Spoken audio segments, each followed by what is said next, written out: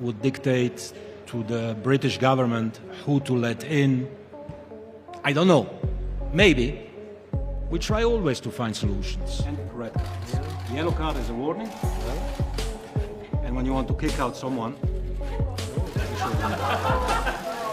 নতুন করে আবারও আর্জেন্টিনা স্পেনের ফাইনাল ম্যাচ অনুষ্ঠিত হবে, এমনটাই ঘোষণা দিয়েছে ফিফার সভাপতি জিয়ান্নি ইনফান্তিনো। ফুটবল ইতিহাসের সবচেয়ে বিতর্কিত ও কলঙ্কিত ফাইনাল ঘিরে বিশ্বজুড়ে যে তোলপাড় শুরু হয়েছিল তা শেষ পর্যন্ত নজিরবিহীন এক ঘটনায় মোড় নিয়েছে। ম্যাচ পাতানো, খেলোয়াড়দের উপর মনস্তাত্ত্বিক চাপ এবং রেফারির বিতর্কিত ভূমিকা নিয়ে আন্তর্জাতিক স্তরে নিন্দার ঝড় ওঠার পর কোণঠাসা হয়ে পড়েছে ফুটবলের সর্বোচ্চ সংস্থা।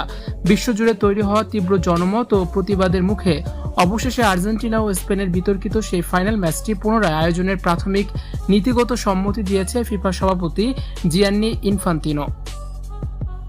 বিতর্কিত ফাইনালটিকে সরাসরি বাতিলের দাবিতে বিশ্বজুড়ে গড়ে ওঠে এক নজিরবিহীন অনলাইন আন্দোলন। বিশ্বজুড়ে প্রায় 2 কোটি ফুটবল প্রেমী ইতিমধ্যে সেই বিতর্কিত ম্যাচ বয়কট ও পুনরায় খেলার দাবিতে পিটিশনে স্বাক্ষর করেছেন। ম্যাচ পাতানোর সুনির্দিষ্ট অভিযোগ এবং নজিরবিহীন ফুটবল প্রেমীদের এই জোটবদ্ধ ক্ষোভের মুখে আর চুপ থাকতে পারেনি ফিফা।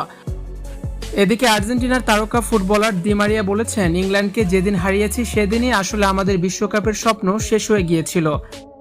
বক্তব্য প্রমাণ করে যে নকআউট পর্বের পর থেকেই এক অদৃশ্য শক্তির কালো ছায়া তাড়া করে বেড়াচ্ছিল পুরো আর্জেন্টিনা দলকে।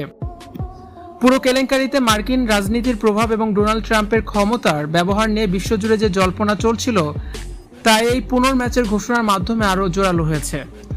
ট্রাম্প ও ফিফার শীর্ষ কর্মকর্তাদের নাম জড়িয়ে পড়ার পর একের পর এক অনিয়ম ও দুর্নীতির তথ্য ফাঁস হতে শুরু করায় শেষ পর্যন্ত ঘটনা ধামাচাপা দেওয়া সম্ভব হয়নি। ফুটবল মহলের খবর অনুযায়ী বিশ্বজুড়ে তৈরি হওয়া এই তীব্র বিতর্কের অবসান ঘটাতে খুব শীঘ্রই সম্পূর্ণ নতুন নিরাপত্তা, বেষ্টনী ও নিরপেক্ষ পরিবেশের অধীনে আর্জেন্টিনা ও স্পেনের সেই বহুল আলোচিত ফাইনালটি পুনরায় মাঠে গড়াবে।